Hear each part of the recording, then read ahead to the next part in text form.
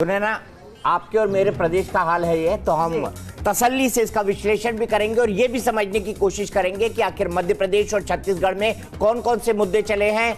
हमारे साथ इस बहस में भाग लेने के लिए मौजूद हैं वरिष्ठ पत्रकार उमाकांत तखेड़ा, एनके सिंह साहब और राजेश बादल जी, और साथ ही साथ मेरे सहयोगी विद्यानाथ झा भी हमारे साथ मौजूद हैं। विद्या, सबसे पहले मध्य प्रदेश के आंकड़े बताइए हमें।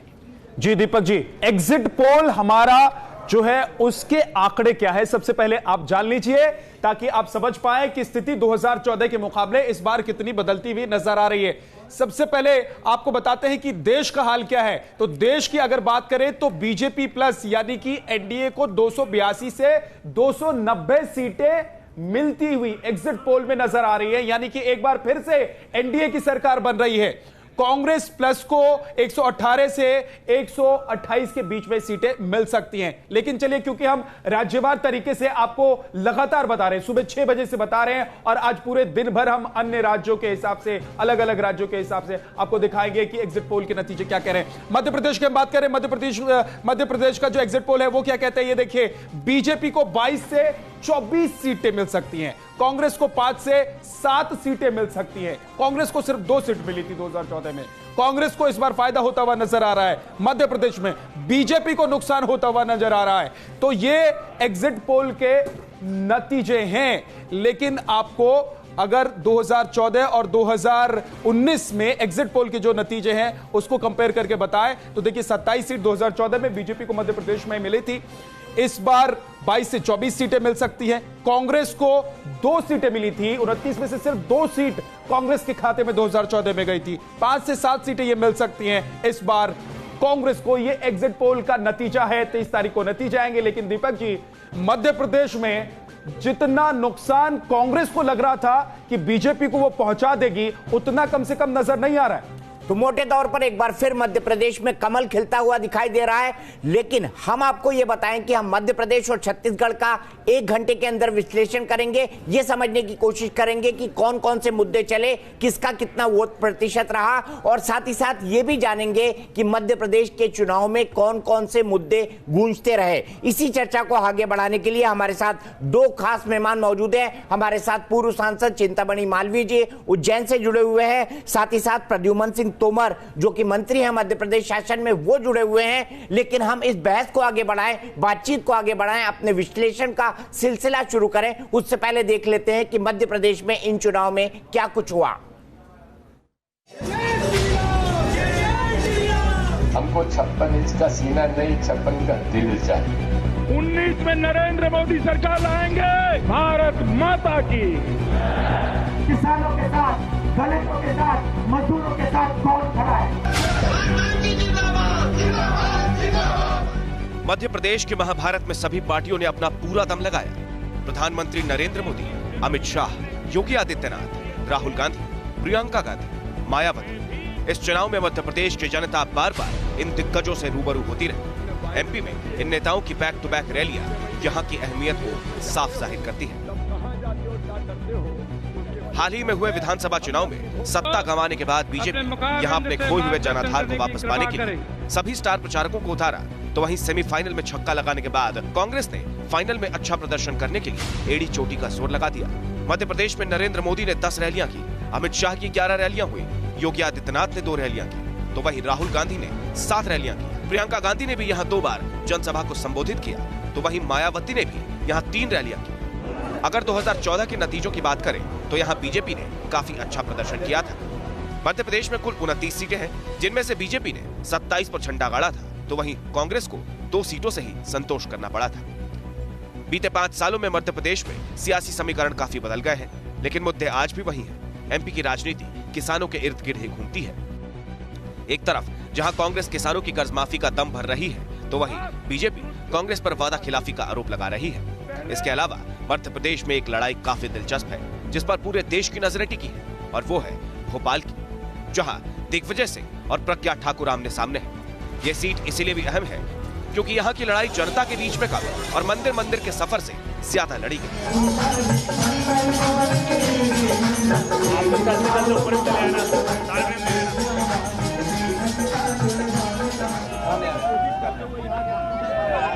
ठीक है सर।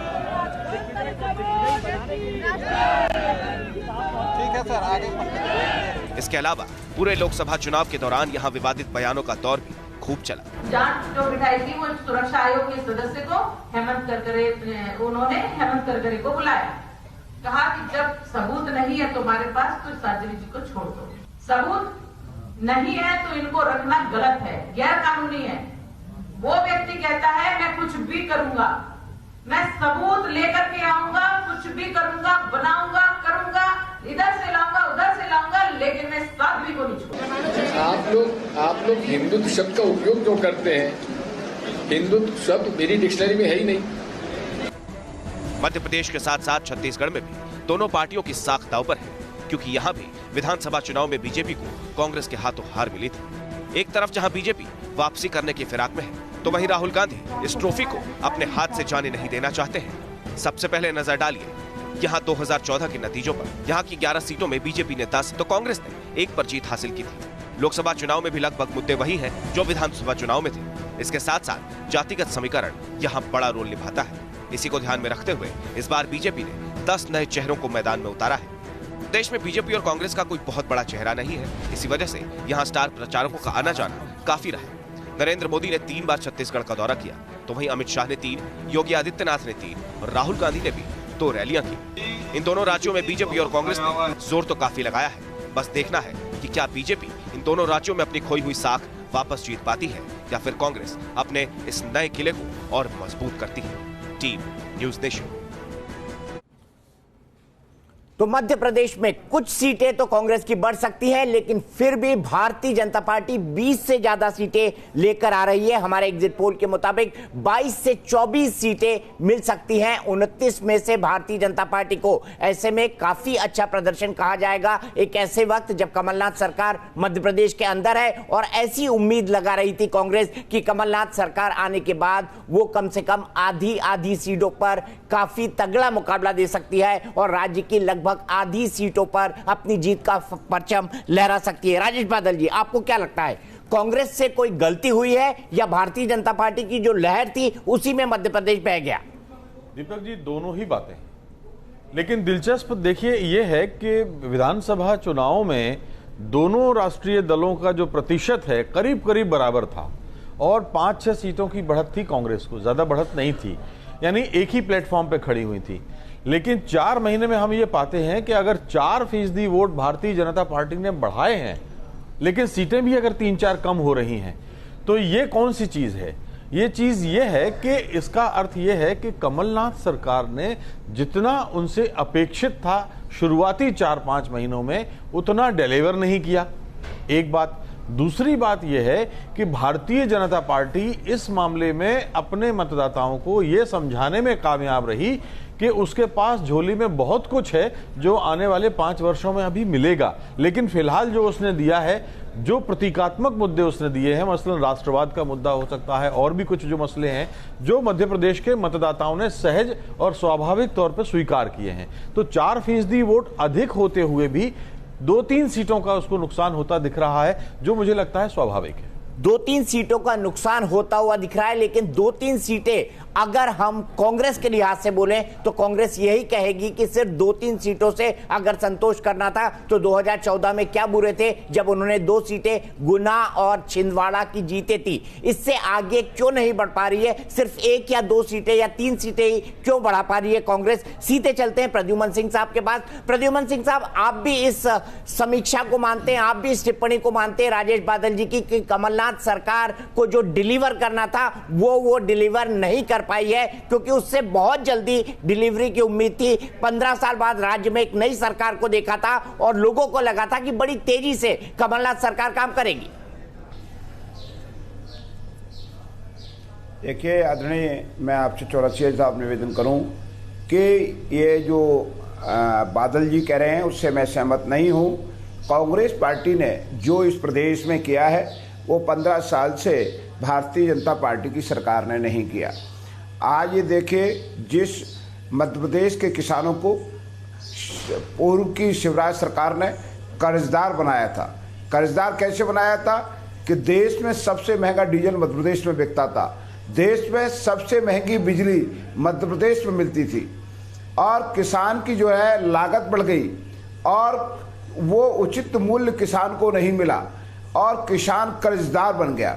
उस किसान को कांग्रेस पार्टी ने कर्जा मुक्त ही नहीं किया 2 लाख का, उसकी लागत कम की है। हमने मध्य प्रदेश में बिजली की बिल किसान का हाफ किया है और ये मध्य प्रदेश में किसानों को 2 लाख तक का ऋण माफ किया और बिजली का बिल हाफ किया। आप ये देखिए, वो किसान, वो गरीब, वो मजदूर, पल्लेदार, ठेला लगाने वाला जो अपनी बेटी के हाथ पीले नहीं कर पा रहा था, हमने नहीं कहा था कि हमारी भांजी है, हमारी बहन है, परंतु हमने वो काम किया जैसे हमारे घर में बहन बेटी होती है। हमने उस बेटी के पीले हाथ करने के लिए 51,000 रुपए दिए हैं। उन निराश्रित, उन विधवाओं को आज तक कोई सहारा नहीं बना। उनके पेंशन के खातों में 600 रुपए देने का काम हमारी सरकार ने किया है। आपको ये बता दें कि युवाओं, बेरोजगारों को, जो युवा बेरोजगार हैं, उनको हमने 4,000 रुपए सम्मान निधि देने का काम किया। हमने अच्छा ये बताइए, सम्मान निधि दे दी क्या आपने? क्या खातों में पहुंच गई सम्मान निधि? प्रद्युमन सिंह जी ये बताइए कि खातों में क्या पहुंच गई है सम्मान निधि? उनके देखिए, मेरी बात सुन लीजिए। आप 600 रुपए देखिए विधवाओं। नहीं, मेरा सीधा सवाल है, जवाब दीजिए। क्या सम्मान निधि, बेरोजगार सम्मान निधि खातों में पहुंच गई है? बड़ा सीधा सवाल, हाँ या ना? नहीं, अरे उनको खाते में पैसा जा रहा है। कब जाएगा? जा रहा है क्या चला गया? मैं तो ये पूछ रहा हूँ, चली गई खातों में, हाँ या ना? नहीं, कई जगहों पे पैसा चला गया है, कई जगहों पे जा रहा है। चिंतामणि मालवीय जी हाथ उठा रहे। चिंतामणि मालवीय जी, क्या बेरोजगार सम्मान निधि पहुंच गई है खातों में? ये बताइए। और जो ये दावे कर रहे हैं कि ये कर दिया, किसानों की कर्ज माफी हो गई, 51,000 बेटियों की शादी के लिए चला गया, क्या ये सब कुछ हो चुका है प्रदेश में? मुझे लगता है प्रद्युमन सिंह जी राहुल गांधी जी से बहुत प्रभावित है और इतने विश्वास से इतना सारा झूठ नेशनल चैनल पर परोस रहे। मुझे बताइए कि कोई काम नहीं हुआ है मध्य प्रदेश में और उसी का परिणाम जनता ने दिया है। आप देखिए, जो ये अगर एग्जिट पोल है इसको सत्य माने तो जनता ने स्वयं जवाब दे दिया। लेकिन मैं कहना चाहूंगा, सारी बातें सत्य है, बल्कि इन्होंने सारी कल्याण योजनाएं बंद कर दी। किसानों की कर्ज माफी की बात कर रहे हैं, किसानों को केवल प्रमाण पत्र दिए हैं। मैं आपसे पूछना चाहता हूं दीपक जी, यदि किसी को पानी पानी लिख करके कागज पे दे दें तो उससे प्यास बुझ जाएगी क्या? किसी को सर्टिफिकेट दे दिया कि आपका कर्जा माफ हो गया, बैंक उसे मान नहीं रही है, बैंक उसे नोटिस पहुंचा रही है, इसी का बदला प्रदेश के किसान ने कांग्रेस से लिया है। दूसरा, इन्होंने सारी कल्याणकारी योजनाएं बंद कर दी। जो गरीब है उसका इलाज होना बंद हो गया। जो मुख्यमंत्री जी की महत्वाकांक्षी योजना है, लाडली लक्ष्मी योजना थी माननीय शिवराज सिंह जी की, उसे इन्होंने बंद कर दिया। और तमाम सारी योजनाएं ये बता रहे हैं कि पैसे पहुंचना, सम्मान निधि शुरू हो गया। इन्होंने जो वादे किए थे कि हम हर महिला को एक मोबाइल देंगे, आज 14 साल से 45 साल की वो आज तक कोई इस पर योजना नहीं बनी है। तो चिंतामणि मालवीय जी, जिस तरह से अगर आप ये दावा भी कर रहे हैं कि जो वादे कांग्रेस की तरफ से किए गए अभी तक तो नहीं हुआ, तो इसका नुकसान कांग्रेस को मिलना चाहिए था। यहाँ पर तो बीजेपी के खाते से और जो सीटें हैं वो खिसकती हुई नजर आ रही हैं। क्या आप मान रहे हैं कि क्या जिस तरह से विधानसभा के चुनाव में कहीं ना कहीं नाराजगी का खामियाजा आपको भुगतना पड़ा, इस बार के भी जो अभी परिणाम है वो भी कुछ यही दर्शाते हैं? अभी भी लोगों में नाराजगी है क्या? देखिए, मैं चूंकि ये कयास है, चूंकि ये अनुमान है, ये तमाम रिसर्च पर आधारित है, इसलिए कितना सत्य के निकट है मैं इसका परीक्षण नहीं करूंगा। लेकिन मैं इतना जानता हूं कि जिस तरह की संगठन की तैयारी थी, जिस तरह की हमारे नेतृत्व की लोकप्रियता थी, हमारे कार्यकर्ताओं ने काम किया, मुद्दे थे, और कांग्रेस की सरकार के खिलाफ जो 3 महीनों में जो विरोध, जो गुस्सा, जो समझिए कि जनता में असंतोष था, उसका परिणाम है कि हम ज्यादा से ज्यादा सीट, हो सकता है कि 28 सीट भी जीते हैं, हम 29 सीट भी जीत जाएं, कोई आश्चर्य नहीं होगा। इसलिए मैं इस पर प्रश्न नहीं उठाता, लेकिन हमारा प्रदर्शन बहुत अच्छा रहेगा और निश्चित रूप से हम ज्यादा सीटें जीतेंगे।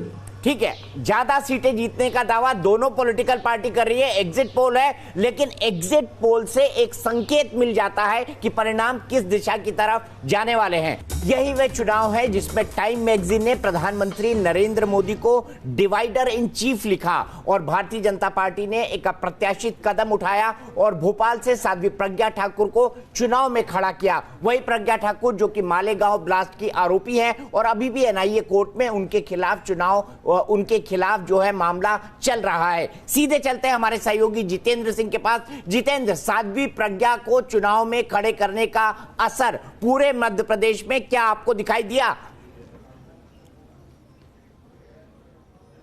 बिल्कुल, देखिए अगर दीपक जी बात की जाए तो साध्वी प्रज्ञा सिंह ठाकुर जिनके ऊपर कई तमाम आरोप लगे थे, उसके बाद बीजेपी ने उन्हें यहाँ पे टिकट दिया और टिकट जब मिला तो उसके बाद से देखा होगा आपने, जो एक लहर चली थी वो बीजेपी का झंडा कम भगवा की लहर ज्यादा चल रही थी, यानी कि एचएम चुनाव लड़ा गया। तो इसका पूरा जो असर है वो मध्य प्रदेश में देखा गया।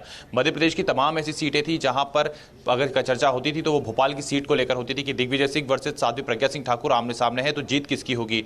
तो कहीं ना कहीं ये कहना गलत नहीं हुआ कि साध्वी प्रज्ञा सिंह ठाकुर को चुनावी मैदान में उतारने का जो बीजेपी का फंडा था उसमें बीजेपी सक्सेस साबित हुई है और शायद यही वजह है कि जिस प्रकार से एग्जिट पोल सामने निकल कर आए हैं, बीजेपी को जो बढ़त मिली है। यानी अगर पहले की बात की जाए जहां 12 से 16 का जो एक आंकड़ा मध्य प्रदेश में चल रहा था, यानी कि कांग्रेस और बीजेपी दोनों ये चाह रही थी कि शायद आधी सीटें दोनों को मिल पाएंगी, लेकिन जिस प्रकार से साध्वी प्रज्ञा सिंह ठाकुर को चुनावी मैदान में उतारा गया उसके बाद से जो लहर बदली तो वो अब बीजेपी को फायदा पहुंचा रही है मध्य प्रदेश में। 22 से 24 सीटें का जो ये आंकड़ा है वो कहीं ना कहीं सामने निकल कर आ रहा है। ये शायद बीजेपी ने भी नहीं सोचा था कि वो इतने सीटें उस समय पर लेकर आएगी जब मध्य प्रदेश में कांग्रेस की सरकार है और कमलनाथ जो कि मुख्यमंत्री मध्य प्रदेश के वो दावा कर रहे थे कि मध्य प्रदेश में ऐसी तमाम सीटें होंगी जो इस बार कांग्रेस के खाते में आएंगी, क्योंकि ऐसी तमाम योजनाएं और वादे हैं जो सरकार ने पूरे किए हैं। ऐसे में सवाल अब यही है कि बिजली का मुद्दा हो या फिर किसान कर्ज माफी का मुद्दा हो या फिर दीपक जी अगर हम भोपाल जो सबसे हाई प्रोफाइल हॉट सीट मानी जा रही थी, इस सीट को लेकर भी क्या कांग्रेस वो यहाँ पर चमत्कार या फिर वो चमत्कारी आंकड़ा यहाँ पर नजर आता है?